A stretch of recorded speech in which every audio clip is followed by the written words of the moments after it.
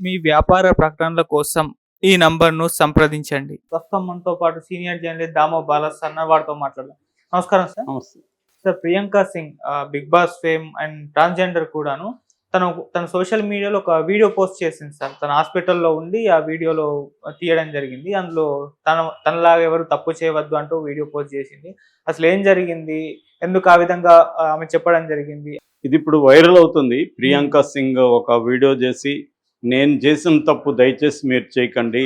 నేను ఒక చిన్న తప్పు చేసి ప్రాణాల మీదకి తెచ్చుకొని హాస్పిటల్‌లో జాయిన్ అయ్యాను. హ్మ్. దాదాపు వారం రోజుల నుంచి హాస్పిటల్‌లో ఉంటున్నాను.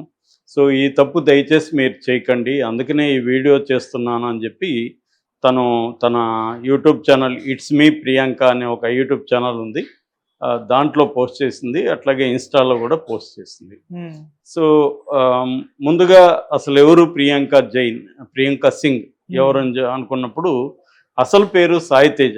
ఆహ్, ఈ అబ్బాయి. సో, సాయి తేజ చాలా కాలం క్రితం 'జబర్దస్త్' షోలో అమ్మాయి గెటప్‌లు ఏసేవాడు. ఓకే. సో, అలాగా పాపులర్ అయ్యాడు. చాలా షోలు చేశాడు. సో, తర్వాత ఏమైందంటే అతనికి తను అమ్మాయి అనే ఫీలింగే ముందు నుంచి కూడా ఉంది. సో, అంటే ట్రాన్స్‌జెండర్స్ అంటారు వీళ్ళని. ట్రాన్స్‌జెండర్స్ ఏందంటే అమ్మాయి బాడీ అమ్మాయిది ఉంటది గానీ మైండ్ అంతా కూడా ఆహ్, అబ్బాయి మైండ్ ఉండొచ్చు. ఓకే. లేదా రివర్స్‌లో అబ్బాయి బాడీ ఉంటది గానీ మైండ్ అంతా అమ్మాయి ఉంటది. ఈ కేటగిరీ ఎక్కువ. అంటే అబ్బాయి బాడీలో అమ్మాయి మైండ్ ఉండే కేటగిరీ ఎక్కువుంటారు. హ్మ్. రివర్స్ కూడా ఉంటారు గానీ తక్కువుంటారు.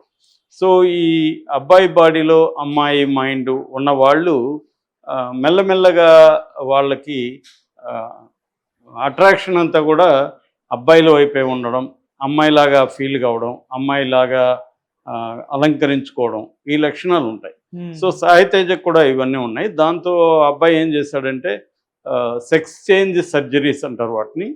దాన్నే ట్రాన్స్ ఫెమినైన్ సర్జరీ అని, జెండర్ అఫర్మేషన్ సర్జరీ అని ఇలాగ రకరకాల పేర్లతో పిలుస్తారు. మనం మామూలుగా అయితే సెక్స్ చేంజ్ సర్జరీ అంటే సింపుల్గా అర్థమవుతుంది. ఓకే. అంటే లింగ మార్పిడి.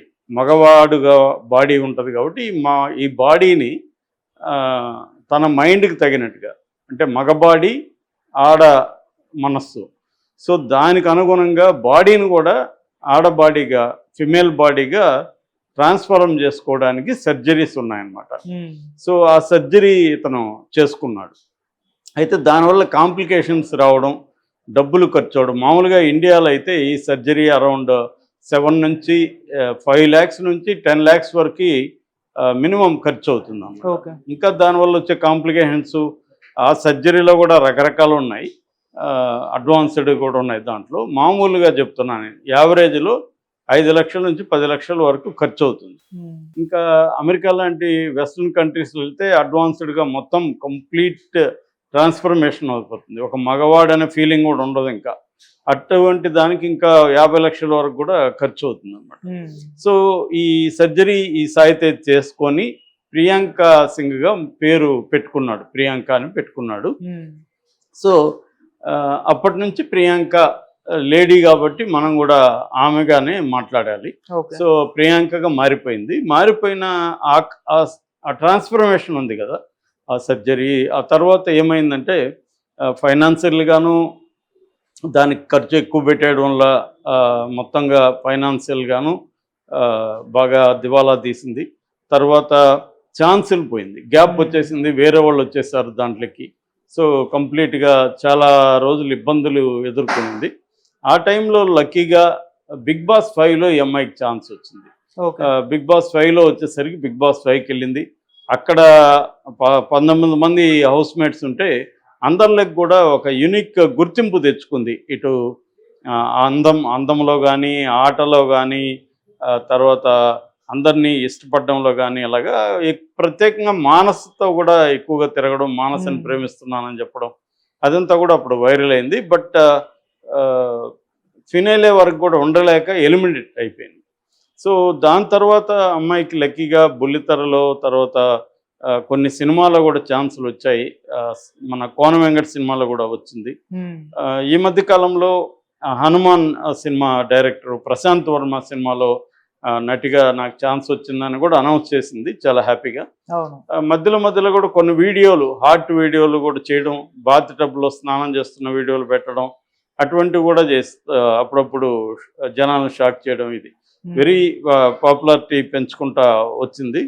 ఈ క్రమంలో అమ్మాయికి జీ తెలుగులో సూపర్ జోడీ డ్యాన్స్ షోలో ఛాన్స్ వచ్చింది. దాంతో ప్రాక్టీస్ చేయడం మొదలుపెట్టింది. చాలా విగరస్గా డ్యాన్స్ ప్రాక్టీస్ చేయడం మొదలుపెట్టింది. ఆ వీడియోలు కూడా అప్పుడప్పుడు పెడుతోంది. ఈ క్రమంలో ఏమైందంటే తనకి సడన్గా హై ఫీవర్, వైరల్ ఫీవర్ రావడం, హాస్పిటల్లో జాయిన్ అవ్వడంతో ఈ అంతకుముందు ఏం చేసిందంటే ఈ షోలో పాల్గొనడం కోసం ప్రాక్టీస్ చేస్తుంది కదా, బాడీ పెయిన్స్ విపరీతంగా రావడం అవన్నీ జరిగింది అమ్మాయికి. ఆ బాడీ పెయిన్స్ రావడంతో విపరీతంగా పెయిన్ కిల్లర్స్ తీసుకోవడం, యాంటీబయాటిక్స్ వాడడం ఇవన్నీ చేసింది అనమాట. దాని ఎఫెక్ట్ ఏంటంటే వైరల్ ఫీవర్ వచ్చింది. హాస్పిటల్లో ఏఐజీలో అడ్మిట్ అయింది. ఏఐజీలో అడ్మిట్ అయినాక చూస్తే లివర్ ఇన్ఫెక్షన్ అయింది, లివర్ టిష్యూస్ అంతా పాడైనాయి, కిడ్నీస్ కూడా కొంత దెబ్బతిన్నాయి, ఆ తర్వాత యూరిన్ బ్లడ్ ఇన్ఫెక్షన్ అయింది. ఇవన్నీ జరిగిపోయింది అనమాట. దాంతో బాగా డల్ అయిపోవడం, బాడీ అంతా ఇంజక్షన్లు వేయడం, మెడ మీద అంతా ఇది చేయడం, చేతులకు అంతా వేసేయడం, ఇవన్నీ చేయాల్సి వచ్చింది. సో ఒక రకంగా ఏంటంటే డేంజర్ జోన్కి దగ్గరగా వెళ్ళి బయటకు వచ్చినట్టుగా చెప్పుకోవచ్చు. సో హాస్పిటల్లో ఉన్నప్పుడే తనలాగా మిగతా వాళ్ళు కూడా ఇలాంటి తప్పులు చేస్తారేమో అని, సో నేను ఎలాంటి తప్పులు చేయకండి, ప్రాణాంతకం అవుతాయి ఇవి, సో మీరు వెళ్ళి మందుల షాప్లో పెయిన్ కిల్లర్ అడగడం, లేకపోతే మందుల షాప్లో పోయి మన జబ్బు చెప్తే వాడేది ఇస్తాడు యాంటీబయాటిక్, అది వేసుకోవడం, ఇవి రాంగు. ఎందుకంటే ప్రతి బాడీకి కూడా ఒక యునిక్ లక్షణాలు కానీ యునిక్ హిస్టరీ ఆఫ్ ఇల్నెస్ ఇవన్నీ డాక్టర్కి తెలిస్తే డాక్టర్ దాన్ని బట్టి ప్రిస్క్రైబ్ చేస్తాడు. అది కాకుండా మామూలుగా పెయిన్ కిల్లర్ అంటే పెయిన్ కిల్లర్ ఇచ్చేస్తారు వాళ్ళు, యాంటీబయాటిక్ అంటే ఏదో ఒకటి యాంటీబయాటిక్ ఇస్తారు, అవి వేసుకొని ప్రాణాంతకమైంది. అవి నేను అలా చేయడం వల్లే నాకు ఇది వచ్చింది. అందుకని డాక్టర్ల ప్రిస్క్రిప్షన్ లేకుండా మీరు నాలాగా చేయకండి, ఇబ్బందులు పడకండి అనేది చెప్పారు. ముఖ్యంగా కోవిడ్ తర్వాత ఏమైందంటే everybody is an expert except the expert. అంటే ఆ రంగంలో ఎక్స్పర్ట్లు తప్ప మిగతా వాళ్ళందరూ ఎక్స్పర్ట్లు అయిపోయారు. ఏమి చదవనోడు ఎక్కడ గూగుల్లో చూడడమో, లేకపోతే వాట్సాప్ యూనివర్సిటీలు అంటారు, వాట్సాప్లో వచ్చిన ఫార్వర్డ్స్ ఉంటాయి, అవి చూసేసి చెప్పేయడం, సో వీడియో అందరికీ ప్రిస్క్రైబ్ చేయడం, ఇది జరిగిపోతుంది ఈ మధ్యకాలంలో. అందుకే ఆ మధ్య ఎవరో ఒక డాక్టర్ కామెంట్ చేశాడు, నేను పశువుల డాక్టర్ అయ్యింటే బాగుండేది, వెటర్నరీ సైన్స్ చదువుంటే బాగుండేది, అనవసరంగా హ్యూమన్ డాక్టర్ అయ్యానంటే ఎందుకని అడిగితే పశువులు అయితే గూగుల్ చూడవు కదా సార్ అని అంటున్నాడు. అంటే అవి అయితే ఏమి చూడకుండా సైలెంట్గా ఉంటాయి, మనం వైద్యం చేయొచ్చు. వీళ్ళు అట్టగాదు, అన్నీ చూసి వీళ్ళకి తెలిసినట్టుగా మనం ఏదని చెప్తే ఇది కాదు డాక్టర్, ఆ మెడిసిన్ ఇది మంచిది కదా, నాకు వచ్చిన జబ్బు ఇది కదా, ఇలాగా వీళ్ళే మాట్లాడుతున్నారు. అంటే కొంత నాలెడ్జ్ తెచ్చుకోవడం మంచిదే బేసిక్గా, కానీ దాని ఆయా రంగాల్లో ఉండే ఎక్స్పర్టైజ్ ఉంటుంది కాబట్టి వాళ్ళని కూడా కొంత రెస్పెక్ట్ చేయడం, వాళ్ళ దీన్ని అర్థం చేసుకోవడం అవసరం.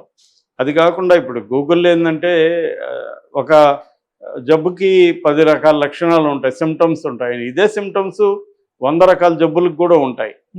కానీ దీంట్లో ఏది ప్రిడామినెంట్గా ఉంది, ఏది ఇంపార్టెంట్, ఇవన్నీ అర్థం చేసుకోవాలి. సెకండరీ సిమ్టమ్స్ ఏవి, ప్రైమరీ ఏవి, ఇవన్నీ తెలియాలంటే దాంట్లో వాళ్ళు కొన్ని ఏళ్ళ పాటు చదువుంటారు, ప్రాక్టీస్ చేస్తుంటారు, కొన్ని వందల వేల పేషెంట్లను చూస్తుంటారు. కాబట్టి they have predominant knowledge about these symptoms అన్నమాట. సో అది ఈ అమ్మాయి చెప్పింది. బేసిక్గా ఈ అమ్మాయి ఒక మంచి ఉద్దేశంతోనే చేసింది. అయితే ఇంకొక ప్రశ్నకి సమాధానం ఏంటంటే అసలు ఈ సెక్స్ సర్జరీ ఎలా ఉంటుంది అనేది ఎక్కువ మంది ఏం చేస్తున్నారంటే ఇండియాలో ఎక్కడికక్కడ సందుల్లో గొంతుల్లో కూడా డాక్టర్లు తయారైపోయి సెక్స్ సర్జరీ అంటే ఏం లేదా, మన పురుషాంగాన్ని కట్ చేసేయడం, కింద ఉన్న వాటిని కూడా కట్ చేసేయడం, దాన్ని క్లోజ్ చేయడం, ఇది సెక్స్ సర్జరీగా చలామణి అయిపోతుంది. దాంతో రూడ్గా చేస్తున్నారు, ప్రాపర్ అనస్థీసియా, ప్రాపర్ మెడికేషన్ ఏమీ లేకుండా రూడ్గా చేయడంతో చాలామంది చనిపోయిన సందర్భాలు ఉన్నాయి. దానివల్ల లైఫ్ లాంగ్ సైడ్ ఎఫెక్ట్లతో బాధపడే వాళ్ళు ఉన్నారు. అందుకని ఇవాళ కొన్ని తమిళనాడు గవర్నమెంట్ లాంటివి గవర్నమెంట్సే కూడా ఈ సెక్స్ సర్జరీకి సంబంధించి ఫ్రీగా వాళ్ళే ఏర్పాటు చేస్తున్నారు. అయితే ట్రాన్స్ క్లినిక్లు కూడా కొన్ని ఈ మధ్య వచ్చాయి. ఈ ట్రాన్స్ క్లినిక్లో ప్రధానంగా ఏం జరుగుతుందంటే బ్రెస్ట్ ఆగ్మెంటేషన్ సర్జరీ అంటారు. అంటే ఈ బ్రెస్ట్ని వాళ్ళు పెద్దగా స్త్రీలకు లాగా ఉండే విధంగా తయారు చేయడానికి అది ఒక సర్జరీ చేస్తారు. దాని తర్వాత ఫేషియల్ ఫెమినైజేషన్ అంటారు. అంటే మనం ఫేస్లో రీస్ట్రక్చర్ చేస్తారు, మొత్తం రీమోడలింగ్ చేసి అమ్మాయి ఫేస్ లాగా తయారు చేస్తారు. అట్లాగే హెయిర్ రాకుండా చేస్తారు అన్నమాట. అట్లాగే వాయిస్ ఫెమినైజేషన్, వోకల్ కార్డ్స్ని కొంచెం చేంజ్ చేస్తారు, చేసి ఆ పిచ్ని పెంచడం అవన్నీ చేసి ఏం చేస్తారంటే ఫెమినైన్ వాయిస్గా మారుస్తారన్నమాట.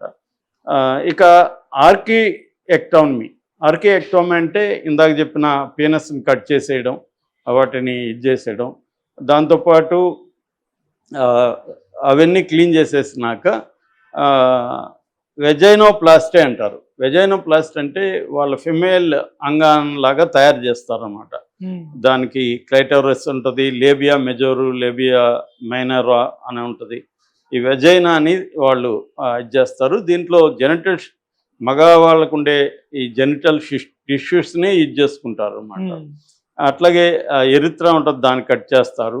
ఇటువంటివి అంటే ఫిమేల్ బాడీ పార్ట్స్ని తయారు చేస్తారు. సో ఇలాగా కంప్లీట్గా మగ బాడీని కంప్లీట్గా ఫిమేల్ బాడీగా స్త్రీల శరీరంగా మారి చేస్తారు అన్నమాట. అందుకే మనం కొంతమందిని చూస్తే వాళ్ళు ట్రాన్స్జెండర్స్ అంటే మనం నమ్మలేము, విమెన్ అనుకుంటాం. ఎందుకంటే వాళ్ళు వాయిస్ దగ్గర నుంచి ఫేస్ దగ్గర నుంచి అన్నీ కూడా ఇలాగ ట్రాన్స్ఫర్మేషన్ అయిపోయి ఉంటుంది. దీన్ని జెండర్ అఫర్మేషన్ సర్జరీ అని పిలుస్తారు అన్నమాట. సో జనరల్గా ఇలా చేసుకుంటారు. బట్ ఇండియాలో ఇంత అడ్వాన్స్డ్గా ఇప్పుడిప్పుడే వస్తూ ఉంది.